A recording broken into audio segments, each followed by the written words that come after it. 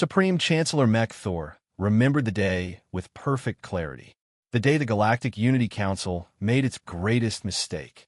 The human expansion must be stopped, he declared to the assembly of 500 species. Their growth is unprecedented, unchecked, dangerous. The vote was unanimous. Economic sanctions first. When those failed, military containment. When humanity refused to comply, the Council took the final step. The Terran species is hereby declared a galactic threat. All member states are authorized to use necessary force. It was supposed to be simple. Humanity had been in space for barely a century. They had 24 colonies and a modest defense fleet.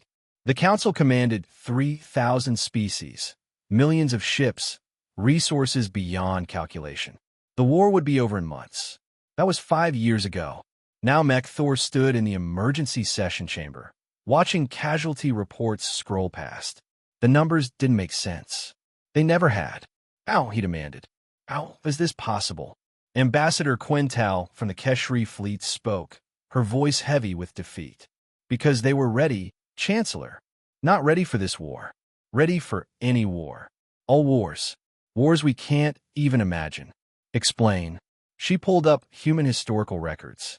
While we spent the last 10,000 years achieving peace among ourselves, humans spent that same time perfecting organized violence. They've had 2 world wars that killed hundreds of millions. Dozens of regional conflicts. Thousands of smaller wars. They've never stopped fighting. Not for a single generation. Barbaric, someone muttered. Effective, Quintal corrected coldly. Do you know what we found in their civilian archives? Military doctrine databases accessible to anyone.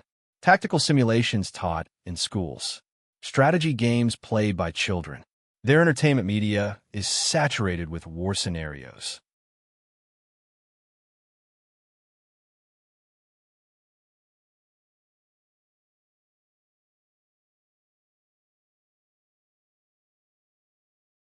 She displayed a human film. This is what they watch for fun. Planetary invasions, guerrilla warfare, last stands, nuclear apocalypse. They've imagined every possible conflict and documented how to fight it. Mech Thor felt his skin crawl. They were preparing? No, they were just being human. War is woven into their culture so deeply they don't even notice it. When we declared war, they didn't panic or scramble. They opened drawers labeled in case of existential threat and pulled out plans they'd been refining for centuries. The tactical officer brought up current battle reports. Their doctrine is terrifying in its efficiency. They don't fight the way we do, honorable engagements, proportional responses, strategic objectives. They fight to win at any cost. Images flashed on screen. Human vessels ramming superior ships. Colonies rigged to explode when captured. Soldiers who refused surrender even when victory was impossible. Tactics that sacrificed entire fleets to destroy single strategic targets. They're not trying to defeat us, the officer continued. They're trying to make victory so costly we quit. And it's working. Mech Thor reviewed the numbers. In 5 years, the Council had lost 40,000 ships. Not to superior technology, human tech was often inferior. They lost to sheer, bloody-minded determination. To tactics born from millennia of tribal conflicts, world wars, cold wars, asymmetric warfare, terrorism, and every other form of organized violence their species had pioneered. They treat war like a science, Quintal said quietly. They study it, simulate it, write books about it. On Earth, military strategy is considered an academic discipline. Their greatest minds have spent centuries analyzing conflict the way we analyze music or art. She pulled up a quote from a human philosopher. If you want peace, prepare for war.